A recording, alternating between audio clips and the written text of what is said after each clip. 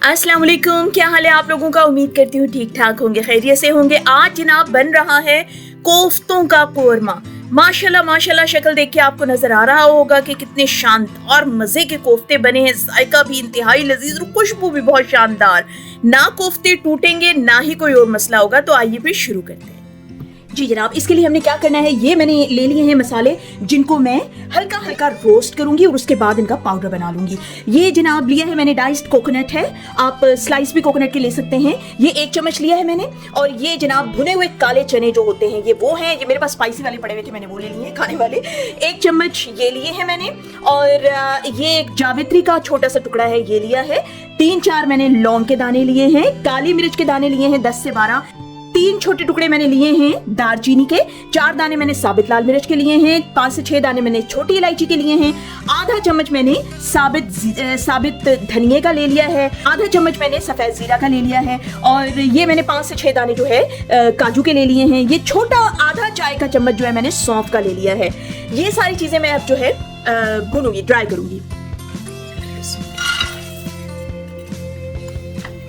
ये देखिए जी, बहुत ही नाइस खुशबू आ रही है, बहुत प्यारी खुशबू आ रही है। और ये कोफ्तों के अंदर भी इसकी वजह से इतना अच्छा जायका और खुशबू आएगा। आप ये बिल्कुल स्किप मत कीजिएगा, ये जरूर कीजिएगा आप। अब मैं इनको पाउडर बना लूंगी पीस के। ये देखिए जी, ये पाउडर बन गया है इस तरह। इसमें सबसे ज्यादा अच्छी खुशबू तक किसकी आ रही है, इलायची की और सौंफ की। बहुत अच्छी खुशबू आ रही है। ये चीजें आप स्किप नहीं कीजिएगा, कोकोनट की भी बहुत प्यारी है। अब मैं इसको साइड पे रख दूंगी, बाकी की तैयारी करते हैं। पहले अब जी एक चॉपर लेना है। अच्छा, इसमें ये नजर आ रहा है, ये मैं आपको दिखा दूं। ये तकरीबन 500 ग्राम लैम्ब का मीट है, ये मैंने रख दिया यहाँ पे। अब चॉपर ले लिया है मैंने। इसके अंदर मैंने डालनी है 3 से 4, ये देखिए 3 से 4 बस पुदीने के पत्ते, थोड़ा सा हरा धनिया, कम डालना है, बहुत ज्यादा नहीं तो वो पानी छोड़ देगा। ये हरी मिर्च, 1 से 2 हरी मिर्चें हैं जो मैंने काट के रखी हैं, वो डाल दी हैं। पहले हम इन 3 चीजों को क्रश कर लेंगे।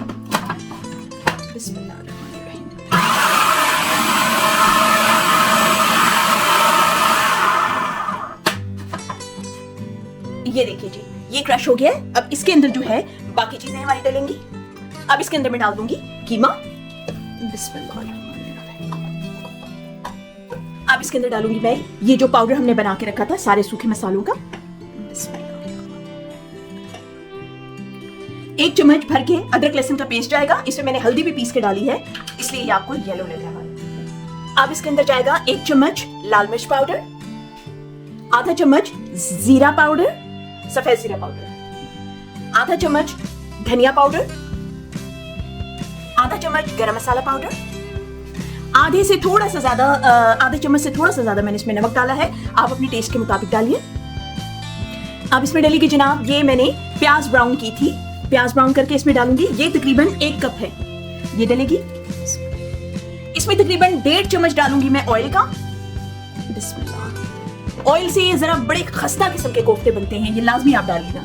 बस जी, अब इसको मैं पीस लूंगी। पिसे हुए तो है, मतलब ये है कि इनको बाइंड कर लूंगी। इस तरह से चॉपर में पीसने से ये आपस में एक तरह से जुड़ जाता है मसाला, और कोफ्ते बनाने में आसानी होती है।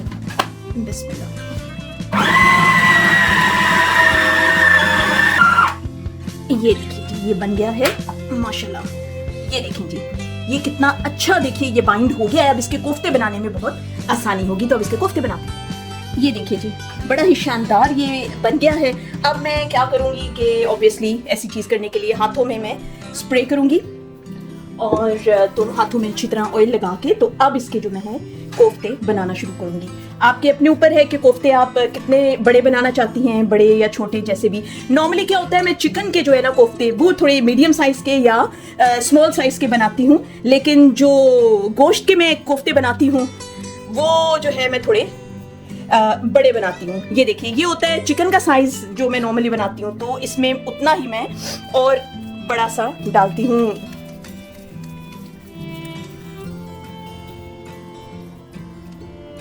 ये देखिए जी, शानदार ये बन गया है। अब ये सारे में जो है बना लूंगी इंशाल्लाह ताला। ये देखिए जी, कोफ्ते मैंने बना लिए हैं। अब इस मौके पे ये है कि मैं आपको बताऊं, ये कोफ्ते जिस तरह से मैंने बनाए हैं ना, इनको आप डायरेक्ट भी सालन में ग्रेवी में डाल सकते हैं, इनको आप फ्राई करके भी डाल सकते हैं। तो मैं जो हूँ जरा फ्राइंग से घबराती हूँ, जरा पीछे ही रहती हूँ। मैं इनको जो है बेक कर लूंगी। फ्राइंग से कम से कम निस्बतन कम नुकसानदेह होता है। तो अभी मैं इनको तकरीबन मैं इनको 15 से 20 मिनट के लिए ओवन में रखूंगी, और ये बड़े अच्छे से बेक हो जाएंगे। उसके बाद मैं इनको डालूंगी ग्रेवी में। इनको मैं रखती हूँ ओवन में और फिर मैं आपको दिखाती हूँ ग्रेवी के लिए। ये जनाब तकरीबन 1.5 कप प्याज होगा जो मैंने ब्राउन कर लिया है, और अब इसके अंदर मैं तकरीबन 1.5 चम्मच दही के डाल के इसका एक पेस्ट बना लूंगी। ये देखिए कोफ्ते मेरे तैयार हो गए हैं, बड़ी प्यारी इनकी रंगत आई है और काफी हद तक ये गल भी चुके हैं। मैंने इनको बस रेड किया है इतना कि ये सालन में डाले जा सके, बाकी जो है वो गलेंगे सालन के अंदर जाके। और ये देखिए ये अदरक लहसुन करी में डालने के लिए मैंने बना लिया, इसमें हल्दी भी शामिल है, और ये पेस्ट जो है ब्राउन प्याज और दही का है, ये भी हम यूज करेंगे। तो आइए शुरू करते हैं। अब ऑयल गरम करेंगे जी, ऑयल अपनी मर्जी से आप डाल दीजिए। मैंने तकरीबन 3 से 4 टेबल स्पून जो है इसमें ऑयल डाला है, और इसमें अब डालूंगी जी मैं ये 2 तेजपत्ते डालूंगी इसमें, और 1 बादियान का फूल है, और 2 टुकड़े छोटे ये देखिए दालचीनी के हैं, और 3 टुकड़े जो हैं 3 दाने जो हैं वो लौंग के हैं, और 4-5 दाने सब्ज इलायची के हैं। कोरमा है तो जाहिर है ये चीजें इसमें मस्ट डलेंगी। मसाला ब्राउन, गरम मसाला जो है वो थोड़ा थोड़ा ब्राउन हो जाए तो उसके बाद इसमें डलेगा अदरक लहसुन का पेस्ट।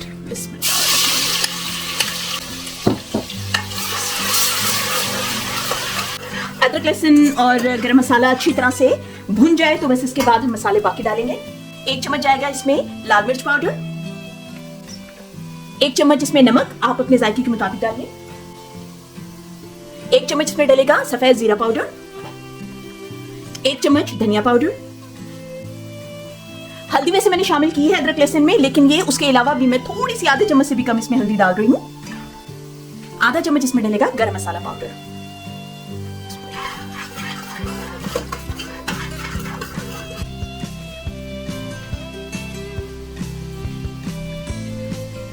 मसाला अच्छी तरह बन गया है। अब इस मौके पे मैं इसमें डालूंगी कोफ्ते।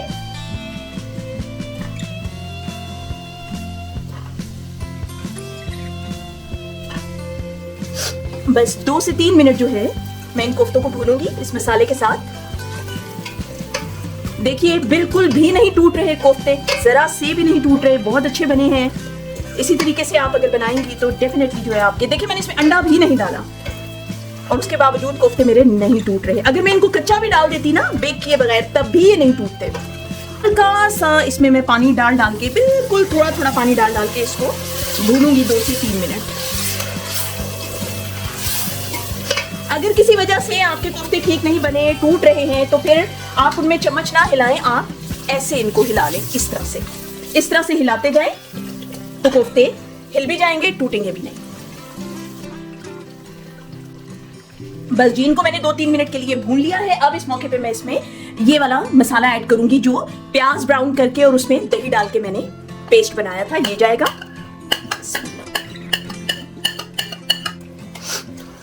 बस जी अब इसको मैं भूनूंगी इस मसाले के साथ। माशाल्लाह इसकी इतनी अच्छी खुशबू आ रही है। जो मैंने आपको मसाले बताए हैं ना कोफ्तों में मिक्स करने के लिए, उसको हरगिज स्किप ना करें, हो सके तो वो बिल्कुल वैसे ही मसाले आप जरूर डालिए। यकीन करें कि उसमें इतनी अच्छी खुशबू आएगी।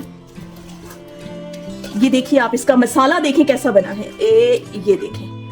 ये देखिए आप इसका मसाला, ये देखिए जी आप इसका मसाला चेक करें। हल्का हल्का इसमें मैं पानी डालती जाऊंगी।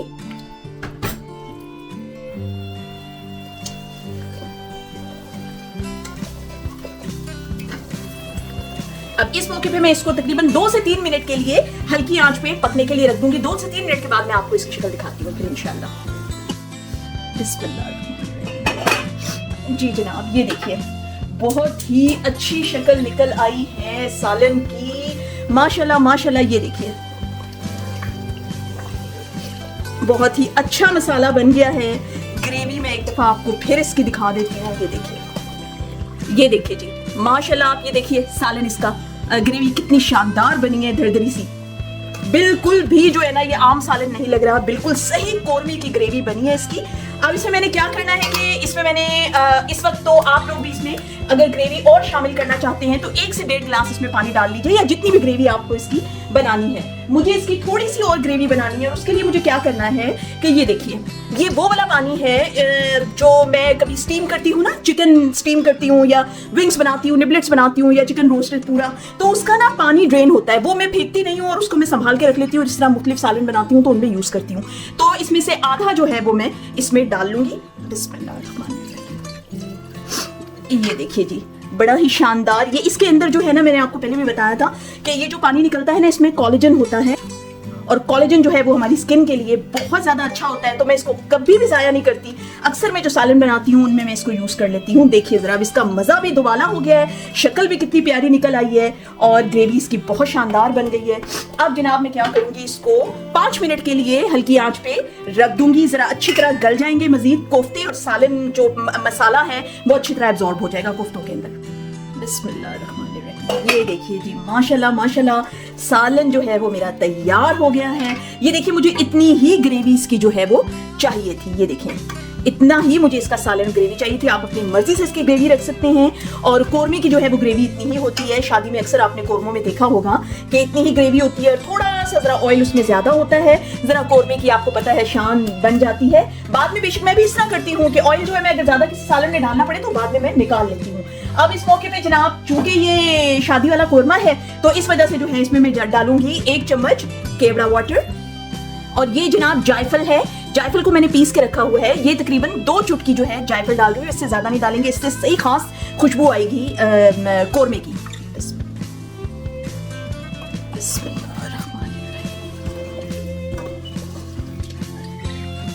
बस जी, अब इसको मैं डिश आउट करती हूँ। ये देखिए जी, बिस्मिल्लाहिर्रहमानिर्रहीम, क्या शानदार सालन बना है। आपको शक्ल सालन की देख के अंदाजा हो रहा होगा कि इसकी खुशबू कितनी मजे की होगी। पूरा घर महक रहा है कोफ्ते के कोरमे की खुशबू से। और आपको अगर मेरी ये रेसिपी आज की अच्छी लगी हो तो इस वीडियो को लाइक कीजिए, शेयर कीजिए फ्रेंड्स के साथ, और कमेंट करना मत भूलिए कि आज की रेसिपी मेरी आपको कैसे लगी, और सब्सक्राइब जरूर कीजिए मेरे चैनल को।